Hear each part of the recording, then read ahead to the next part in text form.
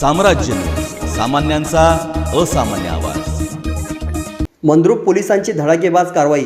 सिनेस्टाईलने पाठलाग करून 63 लाखाचा गुटखा केला जप्त। सोलापूर ग्रामीण जिल्ह्यातील अवैध गुटखा वाहतुकीवर कारवाई करण्याचे आदेश जिल्हा पोलीस प्रमुख शिरीष कुमार सरदेशपांडे, अप्पर पोलीस अधीक्षक हिम्मत जाधव यांनी दिले होते। त्या अनुषंगाने मंगळवारी संध्याकाळी 4 वाजण्याच्या सुमारास मंद्रुप पोलीस स्टेशनचे प्रभारी अधिकारी सहाय्यक पोलीस निरीक्षक रवींद्र मांजरे यांना बातमीदाराकडून मिळाली माहिती अशी की बसवनगर येथील बंद पडलेल्या पेट्रोल पंपाजवळ एक संशयास्पद विटकरी रंगाचा आयशर टेम्पो उभारला आहे।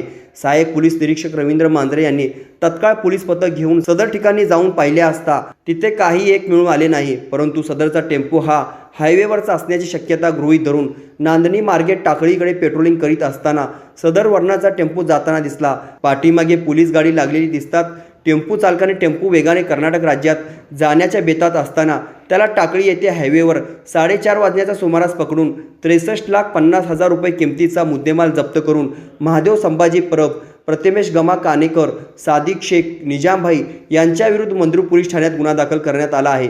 सदरची कारवाई पोलीस अधीक्षक शिरीष कुमार सरदेशपांडे, अप्पर पोलीस अधीक्षक हिम्मत जाधव, उपविभागीय पोलीस अधिकारी अमोल भारती यांच्या मार्गदर्शनाखाली मंद्रुप पोलीस स्टेशनचे प्रभारी अधिकारी सहाय्यक पोलीस निरीक्षक रवींद्र मांजरे, पोलीस नाईक अविनाश पाटील, पोलीस शिपाई संदीप काळे, चालक पोलीस शिपाई बालाजी नागरगोंजे यांच्या पथकाने केली आहे।